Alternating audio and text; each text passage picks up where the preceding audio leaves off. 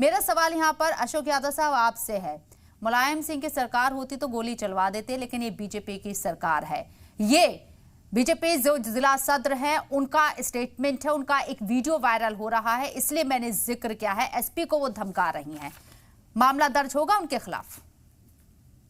देखिए शबनम जी, जब कोई भी व्यक्ति जब प्रदेश के मुख्यमंत्री के तौर पर शपथ ले लेता है तो फिर उसकी जिम्मेदारी हो जाती है कि संविधान की रक्षा करना और उस प्रदेश में उपस्थित समस्त जनमानस को एक समान कानून की निगाह से देखना। ये उसकी प्राइम ड्यूटी हो जाती है। उसका इतिहास जो भी रहा हो इससे नहीं मतलब होना चाहिए, लेकिन इस बात का ज्ञान कम से कम माननीय मुख्यमंत्री जी को होना चाहिए कि उनके राज्य में हो क्या रहा।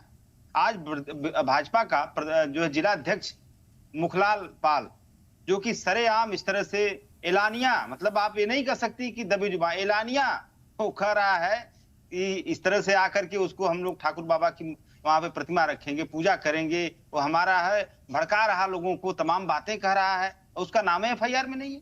अब इसी से आप समझ लीजिए कि मुख्यमंत्री जी अपने दायित्वों का कितना निर्वहन कर रहे हैं। देखिए इस तरह गांव में एक कहानी है, हो सकता है आप लोग भी जानते होंगे, कुछ चोरों की टीम आई थी भैंस चोरी करने। वो किसान अपने भैंस के गले में घंटी बांधा हुआ था, लेकिन एक टीम उसकी घंटी छोड़ लेती है, दूसरी टीम भैंस को छोड़ लेती है और भैंस को लेकर के एक टीम दूसरी तरफ जाने लगती है और एक चोरों की टीम उसकी घंटी बजाती हुई दूसरी तरफ भागने लगती है। ग्रामीणों को लगा कि जो घंटी बजा जिधर बज रहे उधर ही भैंस गई होगी। ग्रामीण घंटी के पीछे गए, इधर भैंस गायब हो गई। यही काम भारतीय जनता पार्टी कर रही है।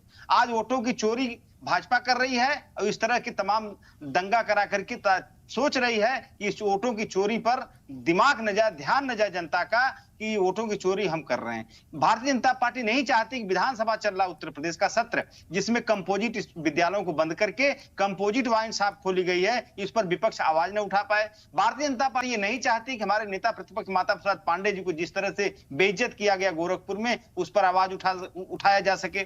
भारतीय जनता पार्टी ये नहीं चाहती कि जनहित के मुद्दों पर कोई बात हो सके। इसलिए इस तरह की जानबूझकर बहराइच दंगा और अभी फतेहपुर वाला जो प्रकरण आप चला रही हैं, ये दंगा, इस तरह की चीजें, एक सीरीज ऑफ दंगा आप कहते हैं राइट्स, तो इस तरह की चीजें प्लान करके भारतीय जनता पार्टी करवाती है ताकि भैंस को खोल ले जाए, चोरी कर ले जाए और इधर घंटी के पीछे जनता भागती रहे। तो हम लोग तो इनको घेरना नहीं छोड़ेंगे।